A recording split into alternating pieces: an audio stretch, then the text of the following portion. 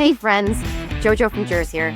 Welcome back to Sanish, the podcast where we try to keep our heads screwed on straight while the world's most terrible toddler throws yet another tantrum. Let's get right to it. Los Angeles is on fire, figuratively and in some neighborhoods, literally. After a wave of ICE raids, the city took to the streets in protest. And what does Trump do? He sends in the National Guard, hoping things get even uglier. Governor Newsom is begging for calm, but Trump, he wants chaos. He wants violence. He wants to change the subject from his own messes, from his embarrassing breakup with Elon Musk, to the headlines that make him look weak. If LA burns, he thinks the cameras will point anywhere but at him. And that's exactly why I wanted today's guest on the show. Joining me today is Jim Acosta. Yes, that Jim Acosta. You know him as the former CNN anchor and chief White House correspondent who spent years holding Trump's feet to the fire. These days, he's an independent journalist and the host of the Jim Acosta Show on Substack, YouTube, and Apple Podcasts. If you want real news unfiltered with zero corporate strings attached, Jim is your guy. Jim Acosta is a pro at covering the Trump political theater that turns people's lives upside down. He's got the receipts, the perspective, and let's be honest, the guts to say what a lot of folks in media won't. Trump is rooting for violence in LA because chaos is his favorite campaign strategy. He wants the spectacle, he wants the distraction, and he wants the rest of us too exhausted to fight back. So let's get into it. Here's my conversation with Jim Acosta. I'm very excited because I am joined by the one and only Jim Acosta. Guys, welcome to the Sanish podcast, Jim. Good to see you, Joe. Good to see you too. We had an opportunity to hang out a little bit in New York when you did one of those live Substack shows that was this incredible panel show, and you just had another one in DC. These are fantastic. Thank you for doing them. You're joined by just absolutely incredible people. Our shared friend Tara Setmayer has been on those too. Sure. She's wonderful. Yeah, she's fantastic. And she just did a TED Talk in LA, which is also incredible. And kudos to her. I'm so unbelievably perpetually impressed by Tara. You gave her an award. She's on fire. She's totally on fire right now. Yeah, no, I did because, I mean, the stuff that she's doing for women, I mean, honestly, it needs to be recognized. And it's, you know, with everything that's going on every day, like women's rights, reproductive rights, it's, you know, it doesn't get talked about as much as it should. And so Tara deserved like more than an award that I could give her. I mean, she deserves everything. She's just incredible. So she's incredible. And she is uncompromised and uncompromisable, as we often discuss. And so that sort of segues. We'll get to LA and what's going on there and the National Guard and Gavin Newsom's response to Donald Trump and all of that. But I want to talk about Terry Moran. And I want to talk about ABC's response to Terry Moran putting out a tweet that, in my opinion, was honest, describing Stephen Miller as hateful and comparing him to vile, and Donald Trump is also as hateful. And of course, then Carolyn Levitt and everyone else, Donald Trump went on the offense demanding that he either be fired or suspended. And ABC, once again, has obeyed in advance. In my opinion, again, I don't think that the crime warranted the response, and they suspended Terry Moran. So I want to kind of jump into that. And my Substack audience submitted some questions, and that's one of their top questions as well. What are your thoughts on all of that? yeah, I mean, what was Terry's crime here? He was stating that the grass is green and the sky is blue. I mean, that's basically what he was doing. Yeah. And, you know, one of the problems that MAGA world has, one of the problems that the Donald Trump White House has is that they just can't deal with people who tell the truth. And what Terry did was tell the truth, and he should be commended for that. He should not be threatened. And listen, you know, reporters have observations, and I think it's been illustrated for years now that Stephen Miller harbors some kind of animus for Latinos in this country. I don't know what it is. I would love to know what that is. It's very strange. Mm-hmm. I mean, you can go all the way back to August 2017 when I had that confrontation with him in the White House briefing room over immigration. They were trying to do this cockamamie immigration policy where they were going to limit the number of people coming in from certain parts of the world. Of course, you can guess which parts of the world they were. Mm-hmm. And I brought up the Statue of Liberty during that confrontation, and Stephen Miller tried to rewrite what the history of the Statue of Liberty is. And so, I mean, he has a long track record in this area, and I think Terry was just pointing it out. Yeah, and I don't think Terry crossed a line. I think he drew a line. And I think that we need to be able to identify the villains so that we can fight them. Because if we can't fight them, we can't defeat them. And what Terry did was I think justified 100%. And remember, I mean, when Donald Trump launched his campaign, he said that there were people coming across the border who were rapists and killers and criminals. And he said, and some maybe okay people, it was like something along those lines. And he has continuously, ever since then, denigrated immigrants in this country, saying they're part of an invasion, saying they're poisoning the blood of this country. It is obviously very racist language about immigrants. And, we never talk about, why does Trump have this thing about immigrants? I mean, what is going on there? I would like to get to the bottom of it, honestly. Yeah. There's something strange about it. I mean, obviously, immigration is a part of his family's story. His wife is an immigrant. And so, what's the beef here? I don't get it. I wrote a Substack over the weekend about this. And I just wish Trump and Stephen Miller would just come out and say it, what their problem is with Latino people in this country. Because clearly, when you look at these ICE raids, the ones that are happening in LA right now, that prompted these protests, they've been happening all over the country. And they're not rounding up Caucasian people with Western European last names. They're rounding up brown-skinned people with Spanish last names, with Hispanic last names, and they're going to workplaces. They said during the campaign, we're going to be going after criminals, we're going to be going after gang members. Bullshit. Mm-hmm. They've been going to restaurants and Home Depot parking lots to round people up. Hello, those people are not criminals. They're trying to work in this country. And by the way, they've been doing this for a very long time. What's the next thing? Strawberry fields, mushroom processing plants. Mm-hmm. I mean, these are people doing the jobs that a lot of Americans don't want to do. You start rounding those folks up, you're going to cause major consequences for the economy. Right. And Stephen Miller just wants his numbers. I mean, Stephen Miller has Donald Trump's ear. This is 100%. Yeah, 100% much of his doing, architect of the child separation policy, etc. Back in the first season of this shit show, there were adults in the room who could check the worst impulses of both of these two creatures, but there are no people to do that now, and so it's just free reign. And to get the numbers Stephen Miller wants, the numbers Donald Trump promised, they have to do this where they go to the Home Depot parking lots with it, which is what sparked the protests. And we get into that too. The protest, which is our right as American citizens, as people on American soil to peacefully protest, they were going into Home Depot parking lots and rounding up anybody and everybody they could, and there's no due process. They're just kidnapping these people and shipping them to other countries. Look, kids in some cases, they're rounding up the kids. They're rounding up the mixed status families. Mm-hmm. They're removing U.S. citizen kids from this country. I think in a couple of cases, there were some kids that had cancer or were going through cancer treatments. I mean, it has just been absolutely disgusting. And, when you have Stephen Miller out in front of the White House, what was it, a few weeks ago, saying, well, we're thinking about getting rid of habeas corpus, and Donald Trump talking about getting rid of due process. And oh, by the way, we're going to send in the National Guard without asking the governor for permission or for his, acquiescence. I mean, I'm sorry that there's obviously a very disturbing thing happening in this country right now, and it's highly dangerous. It's highly volatile, and it's exactly what Donald Trump wants. He wants this kind of confrontation. I covered this during the first Trump administration after the George Floyd protests. He wanted that confrontation with the protesters then. He likes to have this, wannabe strongman show of force out in the streets. It nurses some kind of, I don't know, some sort of brokenness inside of him somewhere that I guess at some point in later in life, we'll all find out what exactly this was that's wrong with Donald Trump, that he needs to do these things.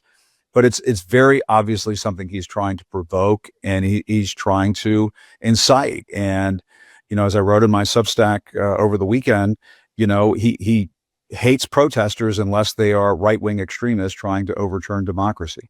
Right. And I want to talk about that because it's like hypocrisy is a platform in this cult of a party, but the hypocrisy of them, all of them, Kristi Noem, Dan Bingo Bongo, them all going out there and saying there will be consequences and you will be prosecuted to the full extent of the law. If you do anything to a law enforcement officer, and it's like, this is the same administration that just pardoned every single or commuted sentences of every single person who attacked our Capitol on January 6th, who attacked our friends, Harry Dunn, Sergeant Gonell, Michael Fanone, who bear sprayed and beat our police officers, and they are all free now, walking around as patriots and heroes. But this is the same person who is now saying, if you even go near a police, you can't even wear a mask, but if you even go near, if you spit on them, they're going to hit you back and you'll be prosecuted. The hypocrisy here is astounding. Yeah. No, I mean, they're world-class hypocrites. There's just no question about it. You know, they are the Olympic champions of hypocrisy. And there's just there's no other competition in sight. And if you look at what the CBP, I think over the weekend put out a tweet that said, you know, if you attack a cop, you're going to jail. I was like, and you know, it's just so pathetic. They must have some 23-year-old who doesn't remember January 6th or something running the social media account. I mean, it is about as dumb as a box of rocks as you can get. And, you know, to me, listen, Joe, they just don't care about the hypocrisy. They don't care about how goofy they look. They want to spread fear in this country. They want people to accept the idea that the way of life in America is changing, and it is changing towards this sort of autocratic, authoritarian, Russian-style, Putin-style, strongman form of government that Donald Trump seems to want to bring in. And you know, my attitude is like, people need to be heading to the streets. Protest peacefully. There's no question about it. If you protest in a violent way, if you act out violently, torch a cop car, beat up cops, that sort of, you are playing right into his hands. You are doing something that is absolutely self-defeating. You are not helping the situation. That needs to be said. I'm glad Governor Newsom and Mayor Bass there in Los Angeles, that they're both saying that. It absolutely needs to be said. And, you know, at this point, I'm very worried about what happens next year. I really think there's a very serious possibility that he sends in the military. Pete Hegseth is right there as a defense secretary saying, I'll do whatever you want. How high do you want me to jump? Remember the last time around during the first Trump administration, Mark Esper, the defense secretary at the time of the George Floyd protests, said that Donald Trump asked whether or not protesters could be shot in the legs. And, you know, that's the kind of shit that Donald Trump wants to bring to Los Angeles. There's just no question about it. Yep. And Mark Milley said something similar at the time that he shook the Bible upside down in front of a boarded up person that he'd go to. Right. The purse that Bible came out of Ivanka's purse because he can't cite a single passage from it. I mean, no, I agree with you. I'm also very worried. And he has basically said, I even think in the order he declared, he did not specify this to Los Angeles. It was sort of open-ended. And he has said multiple times now, this is not just going to be about Los Angeles. I mean, we all know that. This is not going to stop with Los Angeles. It's not going to stop with California. It's going to go to Chicago and New York and all the blue cities that won't bend the knee. But I want to talk about bending the knee because you brought up Gavin Newsom. And I will say that while I feel as though a lot of Democratic leaders have not met this moment, Gavin Newsom and Mayor Bass have met this moment. And Gavin Newsom yesterday, when Tom Mushmouth Homan threatened to arrest him, said, let's go, arrest me, tough guy. And I think that's what you have to do. That's how you stand up to fashion. Yeah, you got to stand up to the bully. And Mayor Bass has been handling this very well. And, you know, listen, what they have been saying is, we can handle this. You know, we don't need you. We don't need the National Guard at this point. We don't need, obviously, the Marines at this point. The LAPD can handle this. And, you know, the local authorities are on top of it at the moment. I mean, obviously, if things really spiral, you can have that discussion. But Governor Newsom, I think, is doing what needs to be done and saying what needs to be said. He needs to say to Donald Trump, you know, and this little thing that Republicans used to care about, which is states' rights. I mean, imagine if this were Joe Biden going against the wishes of a local governor and sending in the National Guard. I mean, people would go nuts in MAGA world. And so, I mean, obviously they don't care about hypocrisy. We talked about that earlier. Yeah. But you're right, Joe. There's no question about it. You have to stand up to the bully. And that's what Donald Trump wants to do right now. He wants to bully Mayor Bass. He wants to bully Gavin Newsom. And he's trying to provoke a confrontation that he can take one step further. That's what this is all about. Yeah, and chaos, it really does help an authoritarian extend their power because it could go so far as the Insurrection Act, which, you know, we're not there yet, but there's nothing to say that anything would stop him. And I want to talk about what's happening with our military, what's happening with our police, because I don't know if you saw the video of some of the LA cops on horseback beating a protester and stomping on the protester with the horses, using the horses to trample on this person. And I ask you this because, again, the authoritarian playbook, because Timothy Snyder, who is an absolute genius, and wrote in on creating the rules. Number 7, lesson 7, if you carry a weapon in public service, may God bless you and keep you, but know that evils of the past involved policemen and soldiers finding themselves one day doing irregular things. Be ready to say no.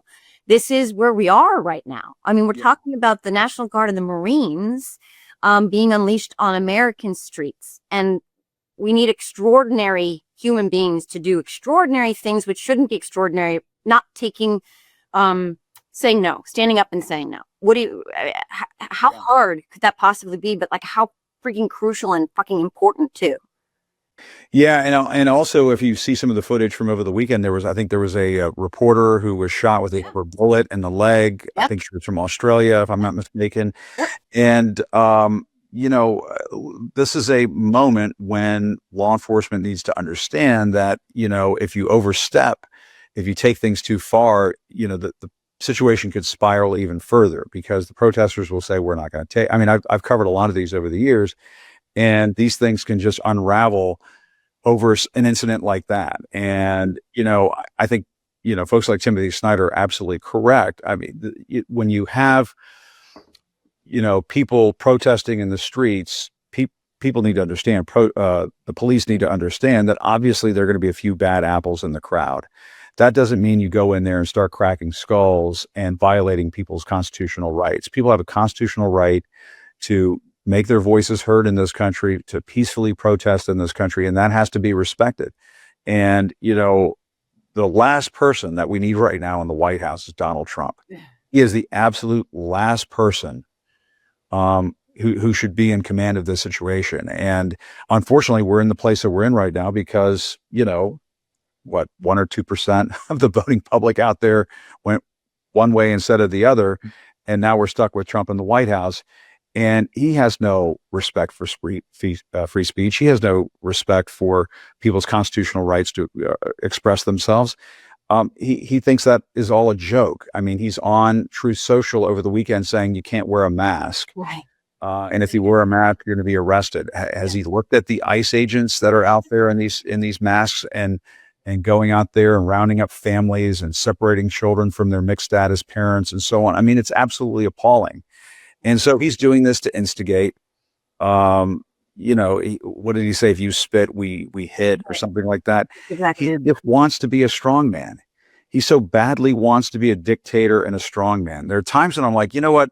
And I say this just to my friends in Greenland, please don't take this the wrong way, but sometimes I'm like, let him have Greenland and just go be the dictator there. Put him in a remote part of Greenland where there are no people, just polar bears and penguins.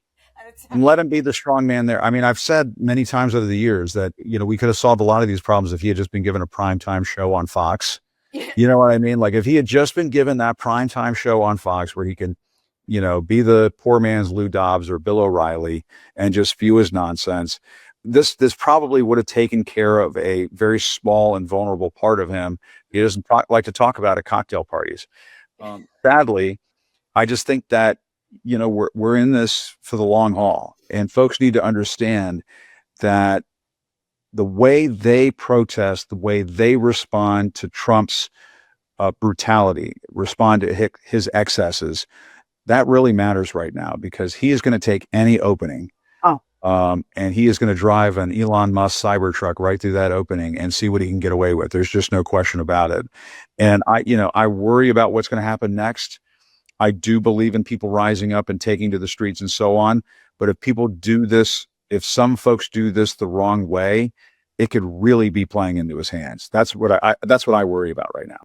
I agree with you, and I think part of his design is twofold: is discouraging people from assembling because they're afraid that something will happen to them, or stoking them and poking them and prodding them to the point of an inferno that he can then again seize upon to take more power. And the Insurrection Act, if he does invoke that, friends, all bets are off in every regard in terms of our functioning democracy. But the last question I want to ask you as we wrap up and close goes back to, again, something related to Terry Moran and ABC News and legacy media, and how two things: how you think legacy media is navigating this, because one of the I would say diagnoses of what went wrong in the last several years is that they have normalized him to a point where they in their interest of doing due diligence and being unbiased have, I think, over accommodated his crazy.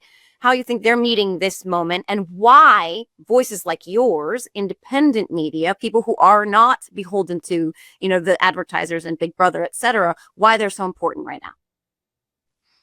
Yeah, I mean, at just about every turn, corporate media seems to be letting us down. And I am so worried about the moment that we're in at this time.